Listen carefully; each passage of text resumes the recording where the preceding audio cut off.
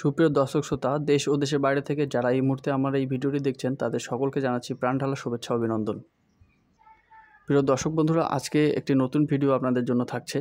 আপনারা ভিডিওতে দেখতে পাচ্ছেন যে কিছু ফল রয়েছে এখানে, ট্যাং ফল।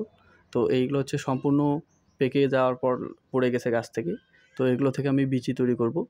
তো এই ফলগুলো থেকে বিচি কিভাবে রোপণ করতে হয় এবং চূড়ান্ত পর্যায়ে কিভাবে ট্রেতে আপনি লাগাবেন, এই যে আমি এখানে ট্রে সহ নিয়ে আসছি, দেখতে পাচ্ছেন ট্রে সহ নিয়ে আসছি। তো ট্রেতে কীভাবে রোপণ করবেন সেই বিষয়াদিগুলো নিয়ে আজকে ভিডিওতে কথা বলবো। তো আশা করছি ভিডিওটা কোথাও স্কিপ না করে অবশ্যই শেষ পর্যন্ত থাকবেন। চলুন তাহলে বন্ধুরা শুরু করা যাক আজকের এই ভিডিও। গাছের যে ফলগুলো পর্যাপ্ত পেকে যাবে, অর্থাৎ শেষ পর্যায়ে এরকম কালার আসার পর, তখনই আপনারা ফলগুলো সংগ্রহ করবেন বীজ তৈরি করার জন্য। তো বীজ তৈরি করার জন্য সম্পূর্ণ প্রসেসগুলো আমি দেখাচ্ছি, খুব সহজে কিভাবে এই বীজগুলো থেকে চারা তৈরি করবেন। প্রথমেই আমাকে মাথাটা সুন্দরভাবে কাটতে হবে। আমি যে সিস্টেমগুলো দেখাচ্ছি আপনারা চেষ্টা করবেন এভাবেই করার।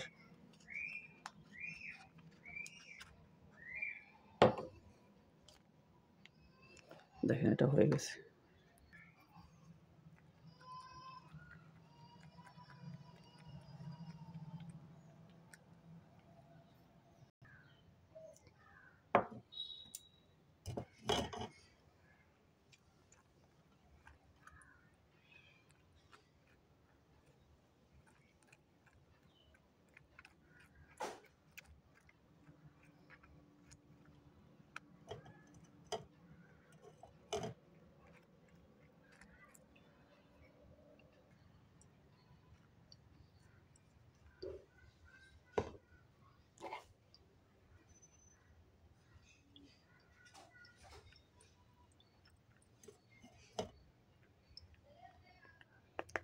আমরা এখানে রসটা সেঁকে নিব, এই জন্য এখানে চালনি ব্যবহার করছি।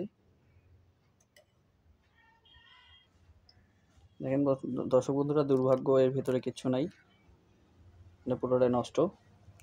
তো আমি যে দুইটা কাটছি ওটা থেকে অনেকগুলো বীজ হয়েছে, দেখতে পাচ্ছেন অনেকগুলো। তো কিছু কিছু ফল কালার আসার পরেও দেখা যায় যে ফলগুলো সুন্দর, কিন্তু ফল কাটলে ভিতরে কিছু পাওয়া যায় না। এই যে তার উদাহরণ, দেখতে পাচ্ছেন ভিতরে কিচ্ছু নাই।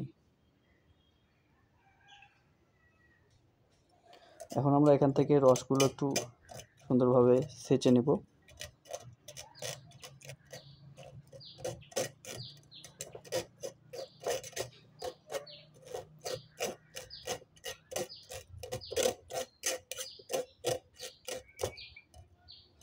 এটা কিন্তু পাকা ফল, এটা সরাসরি খাওয়া যাবে ডাইরেক্ট।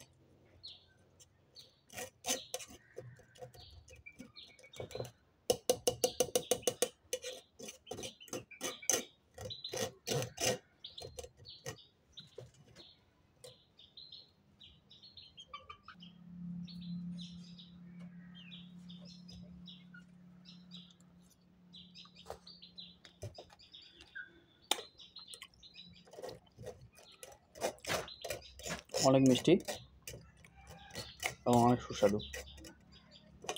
এখন দর্শক বন্ধুরা, এই যে আপনারা বীজগুলো দেখতে পাচ্ছেন,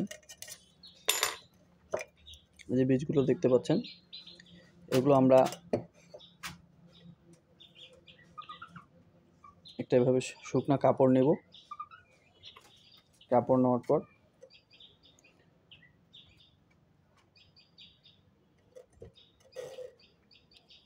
কিছু বীজ এখানে নিব, বীজগুলো নিয়ে এভাবে একটু ঘষা দিব আমরা। এই দেখেন, ঘষা দেওয়ার পরে যে বীজের উপরে যে হালকা একটা আবরণ আছে এটা কিন্তু উঠে যাবে। এভাবে এটা উঠাই নিতে হবে।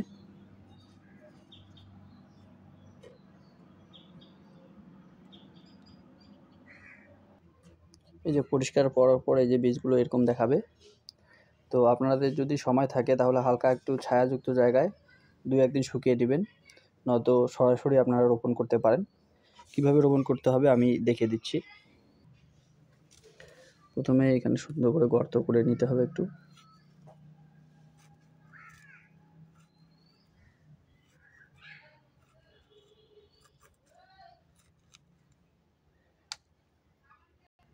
এই যে দেখতে পাচ্ছেন বীজের মাথাটা একদমই উপর পাশে দিতে হবে।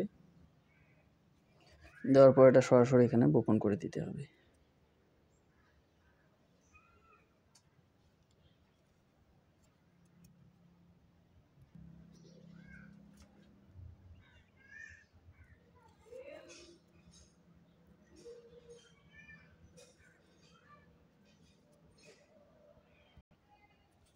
এভাবে বপন করে দেওয়ার পর মাটিগুলো একটু দিয়ে বীজটাকে ঢেকে দিতে হবে।